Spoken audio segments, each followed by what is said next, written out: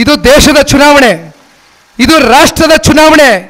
ಇವತ್ತು 28ಕ್ಕೆ 28 ಲೋಕಸಭಾ ಕ್ಷೇತ್ರದಲ್ಲಿ ಜನತಾದಳ ಪಕ್ಷ ಹಾಗೂ ಭಾರತೀಯ ಜನತಾ ಪಾರ್ಟಿ ಕೇವಲ ಮೇಲ್ಮಟ್ಟದಲ್ಲಿ ಇವತ್ತು ನಾಯಕರುಗಳು, ರಾಷ್ಟ್ರೀಯ ನಾಯಕರುಗಳು, ರಾಜ್ಯ ನಾಯಕರುಗಳು ಕೈ ಕುಲುಕ್ತಕ್ಕಂಥದ್ದಲ್ಲಣ, ಬಹಳ ಸ್ಪಷ್ಟವಾದಂಥ ಸಂದೇಶವನ್ನು ನಮ್ಮ ಪಕ್ಷದ ವರಿಷ್ಠರು, ಮಾಜಿ ಮುಖ್ಯಮಂತ್ರಿಗಳು, ಇನ್ನೊಬ್ಬರು ರೈತಾಪಿ ವರ್ಗದ ನಾಯಕರಾಗಿರ್ತಕ್ಕಂಥ ಯಡಿಯೂರಪ್ಪ ಸಾಹೇಬರು ಕೂಡ ಇದ್ದರು.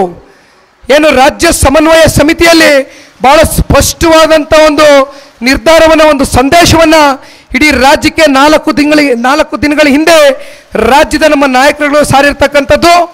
ದಯಮಾಡಿ ಇಲ್ಲಿರ್ತಕ್ಕಂಥ ನಮ್ಮ ಪಕ್ಷದ ಎಲ್ಲ ನಮ್ಮ ಕಾರ್ಯಕರ್ತ ಬಂಧುಗಳಲ್ಲಿ ಕೇಳ್ಕೊಳ್ತಕ್ಕಂಥದ್ದಣ್ಣ, ಯಾವ ರೀತಿ 2019ರಲ್ಲಿ ಕಾಂಗ್ರೆಸ್ ಪಕ್ಷದವ್ರ ಜೊತೆ ಒಂದು ಮೈತ್ರಿ ಸರ್ಕಾರವನ್ನು ರಚನೆ ಮಾಡಿದ್ವು. ಆ ಸಂದರ್ಭದಲ್ಲಿ ಮೈತ್ರಿ ಅಭ್ಯರ್ಥಿಗಳನ್ನ ಕಣಕ್ಕಿಳಿಸಿದ್ವು. ಆದರೆ ಮಂಡ್ಯದಲ್ಲಿ ಏನಾಯಿತು? ಆನಂದ್ ಮನೆಯಲ್ಲೇ ಅಗರಬತ್ತಿ ತಯಾರಿಸಿ ಒಂದೇ ಮಷೀನ್ನಿಂದ 7 ಲಕ್ಷ ಗಳಿಸ್ತಿದ್ದಾರೆ. ನೀವು ಕೂಡ ಅವರಿಂದ ಕಲಿಬೇಕಾ? ಅವ್ರ ಜೊತೆ ವಿಡಿಯೋ ಕಾಲ್ನಲ್ಲಿ ಮಾತಾಡಬೇಕಾ? ಈಗಲೇ ಫ್ರೀಡಮ್ ಆ್ಯಪ್ ಡೌನ್ಲೋಡ್ ಮಾಡಿ.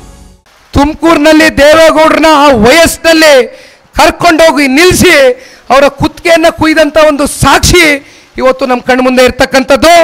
ಹಾಗಾಗಿ ದಯಮಾಡಿ ಇವತ್ತು ಒಂದು ಒಳ್ಳೆಯ ಉದ್ದೇಶಕ್ಕೆ, ಇವತ್ತು ಈ ದೇಶದ ಒಂದು ಅಭಿವೃದ್ಧಿಗೆ, ಈ ದೇಶದ ಸುಭದ್ರತೆಗೆ, ರಕ್ಷಣೆಗೋಸ್ಕರ ಇವತ್ತು ದೇವೇಗೌಡರು ಸಾಹೇಬರು ಇವತ್ತು ಕೈ ಜೋಡಿಸಿರ್ತಕ್ಕಂಥದ್ದು ನರೇಂದ್ರ ಮೋದಿಜಿಯವ್ರ ಜೊತೆ. ಹಾಗಾಗಿ ನಮಗೆ 28ಕ್ಕೆ 28 ಲೋಕಸಭಾ ಕ್ಷೇತ್ರದಲ್ಲಿ ನಾವು ಈ ಬಾರಿ JDS ಭಾರತೀಯ ಜನತಾ ಪಾರ್ಟಿ ಗೆಲುವನ್ನು ಸಾಧಿಸಬೇಕು ಅಂತಕ್ಕಂಥದ್ದಾದರೆ ತಳಮಟ್ಟದಲ್ಲಿ ಇವತ್ತು ನಮ್ಮ ಕಾರ್ಯಕರ್ತರುಗಳು ಅಣ್ಣ ತಮ್ಮಂದರ ರೀತಿಯಲ್ಲಿ ಒಗ್ಗಟ್ಟಿನಿಂದ, ಒಮ್ಮನಸ್ಸಿನಿಂದ, ಮನಸ್ಸಿನಲ್ಲಿ ಏನಾದರೂ ಸಣ್ಣ ಪುಟ್ಟ ವ್ಯತ್ಯಾಸಗಳಿದ್ರೂ ಅದನ್ನೆಲ್ಲ ಬಗೆಗಿಟ್ಟು ಇವತ್ತು ದೇಶಕ್ಕೋಸ್ಕರ, ಈ ರಾಷ್ಟ್ರಕ್ಕೋಸ್ಕರ ನಾವೆಲ್ಲರೂ ಒಟ್ಟಾಗಬೇಕು ಅಂತಕ್ಕಂಥದ್ದು ಕೈ ಜೋಡಿಸಿ ಈ ಒಂದು ಸಂದರ್ಭದಲ್ಲಿ ತಮ್ಮೆಲ್ಲರಲ್ಲೂ ಮನವಿ ಮಾಡ್ತೇನಣ್ಣ.